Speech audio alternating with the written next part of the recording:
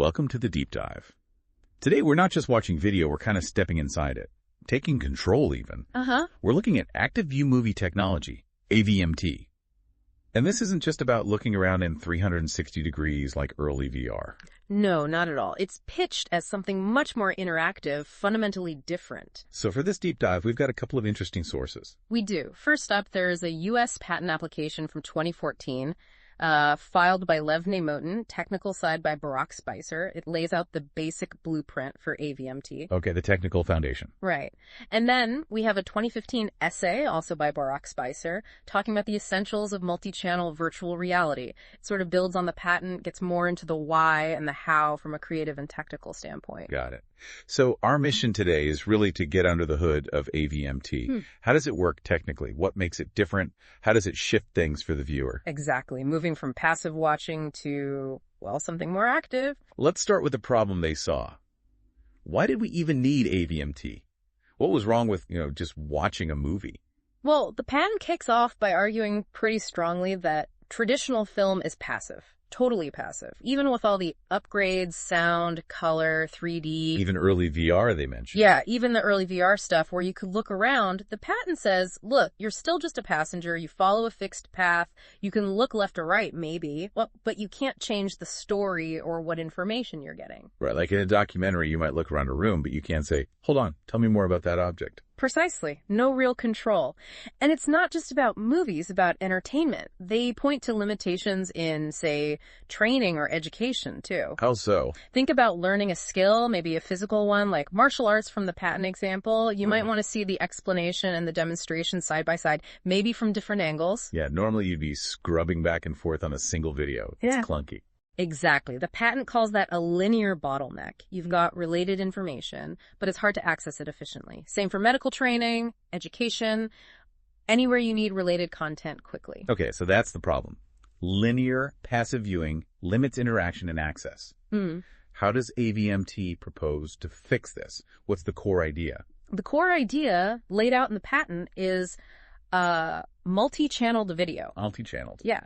Imagine several video streams, all related, all playing at the same time in parallel. Okay. And the key part, the viewer gets to choose which stream, which channel to watch at any moment.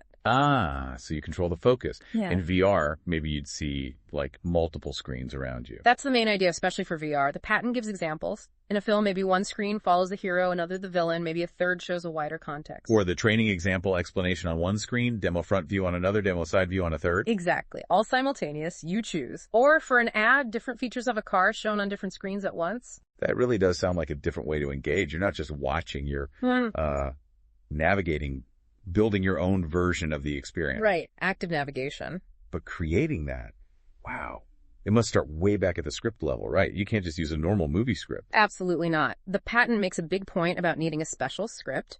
It's not linear. It's structured in parallel sections. So like columns. If you have 3 channels, you have 3 columns in the script. Basically, yes. Each column describes what's happening, video and audio, for one specific channel, moment by moment. Keeping those perfectly synced up must be tricky. Crucial. Synchronization is key. The patent describes a few ways to handle it.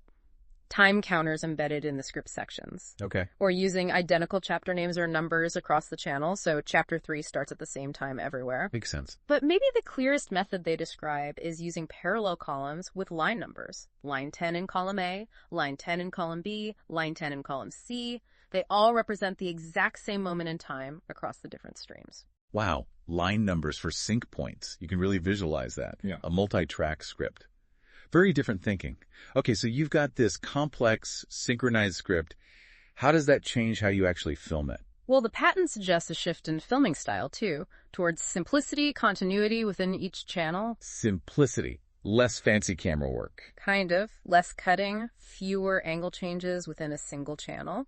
They suggest things like 2 shots for conversations, keep both people in the frame, don't cut back and forth between close-ups constantly. Right, so you avoid that quick cutting style we see in most movies. What's the reason for keeping each channel more visually consistent? It's mainly about avoiding viewer disorientation. Imagine you switch channels and suddenly it jumps from a wide shot to an extreme close-up. You'd be lost for a second, like, whoa, what am I looking at? Exactly. The patent argues that keeping the shots within each channel more continuous, more stable, maybe like fixed camera views, makes it easier to jump between them. You switch, you instantly get the context of that channel's view. Okay, that makes a lot of sense. You want each stream to be easy to understand on its own, so switching is smooth. Right, so multi-channel script, simpler continuous filming per channel. Then how does it all get put together in post-production? Software. The patent talks about specific software. First, an AVMT video compiler. Compiler. Sounds technical. It is. Its job is to take all those separate video streams, correctly timed, and bundle them into one single AVMT file. And then you need something to play that file. Right, the AVMT player software. This is what interprets the file and lets the viewer actually interact with it. The patent really focuses on using a VR headset as the main interface. So the player software reads the headset's movement. Yeah, it maps your head orientation to the different virtual screens it displays around you. You look at a screen, you select that channel. How does the actual switching work? Is it instant? Smooth? Both, potentially. Yeah. The patent describes two methods, scrolling and switching. Okay, what's the difference? Scrolling is a smooth fade. As you turn your head from screen A to screen B, the video and audio from A fade out while B fades in, gradually. Ah. Like a slow pan transition. Kind of, yeah. And the audio is stereo, fading directionally too, which helps immersion. Switching, on the other hand, is an instant cut.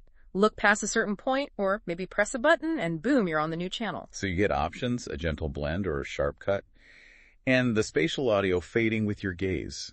Yeah, that sounds pretty cool, actually. Makes it feel more real. Definitely aims for deeper immersion and control. Now, the patent doesn't just limit this to, like, sci-fi movies, does it? It sees broader uses. Oh, absolutely. It lists a whole range. Yeah. Narrative films, yes, but also documentaries, advertising, training, education, even medical and therapeutic uses. It's presented as a versatile platform. Can you give us some of those specific examples again, like for ads or training? Sure. The advertising one was seeing different car features simultaneously, exterior, interior, safety demo, all on different screens. Right. Explore the product your way. And the training one, like the martial arts example. Instructor talking on one screen, doing the move on others from different angles. You watch what you need when you need it. And documentaries. Maybe the main interview plus related footage or maps on other screens. Exactly, that kind of thing. Letting the viewer dig deeper into related content without leaving the main thread, providing context on demand. It really drives home that idea of active exploration, giving the viewer tools to personalize how they consume the information or story. That's the core premise. Okay, so that covers the patent's technical vision pretty well. The multi-channel format, the scripting, the filming style, the player. And it's interesting then how Spizer's essay picks up from here. It takes these technical bones and starts thinking more about the experience of it, the creative challenges and opportunities. Right, moving beyond just the how it works to how do you make good content with this. Exactly. The essay emphasizes that multi-channel VR is way more than just looking around. It's about exploration, the ability to move between truly related storylines or pieces of information. That's where the real control lies. So the viewer isn't just watching, they're almost directing, becoming the camera, choosing the shots. That's a key idea in the essay, yeah. You're actively constructing your own path through the material. But that must bring up huge creative challenges. How do you make sure these parallel streams actually work together, not just confuse people? A big one. The essay stresses the need for directly related threads. The channels shouldn't feel random or clashing. They need to complement each other, telling facets of the same overall story or topic. So not just three totally different movies playing side by side. Definitely not. They need to connect, offer different perspectives on a unified whole. Otherwise, yeah, it's just confusing. And what about editing? You said the patent favors continuous shots to avoid disorientation. Does the essay agree? Traditional cuts seem like they'd break the immersion in VR. It's a tricky point. The essay acknowledges that standard editing cuts can be jarring in VR. It talks about structuring content perhaps in chapters, like mini-movies within the larger structure. It even floats the idea of using CGI for seamless transitions, though admits that's complex and potentially problematic. Interesting. And how many channels are we talking? Just 2 or 3? The essay suggests you could potentially have more, maybe 5 to 10, but perhaps not all are relevant all the time. Some might become important later in the narrative. Okay, another layer of complexity. And how do you handle introducing key plot points or characters if the viewer might be looking at a different channel when it happens? That's a core challenge highlighted in the essay, the timing. You need to design it so crucial information is available, maybe reinforced or hinted at across channels, because you can't guarantee when a specific viewer will look at a specific screen. Connections between the channels become vital. So information might need to be present or echoed across multiple streams. Or structured so that missing it on Channel A doesn't completely break understanding because Channel B provides related context later, perhaps. It requires very careful, almost architectural narrative design. The essay also mentions this idea of constant meaning. What's that about? Yeah, it suggests that in a well-designed multi-channel piece, every moment on every screen should ideally hold significance simultaneously. It gives the viewer this almost godlike perspective where they can choose which meaningful thread to follow at any instant.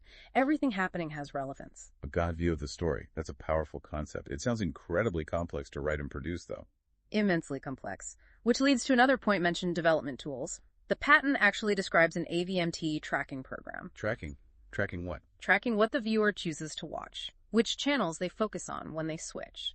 It's partly for development creators can see how people actually navigate the experience and refine it. Like user testament data. Exactly, but it could also allow viewers to maybe save or revisit their unique viewing path later. Interesting. So you can rewatch your specific version of the movie? Potentially, yeah. Okay, wrapping this up then. AVMT, based on these sources, is really about shifting from passive watching to active exploration via multiple interconnected simultaneous video channels. Right, with unique approaches needed for scripting, filming, and especially playback, usually involving VR.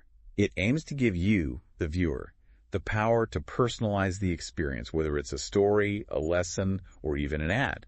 Empowering the viewer is the central theme. It definitely leaves you wondering, how could this tech really change things? How we learn, how we experience narratives? What kind of multi-channel experience would you actually want to try? Would you want to follow different characters in a drama? Or explore technical details in a tutorial? It opens up a lot of possibilities, a lot of questions about the future of media consumption. Definitely food for thought. Thanks for diving into the tech and the thinking behind AVMT with us today.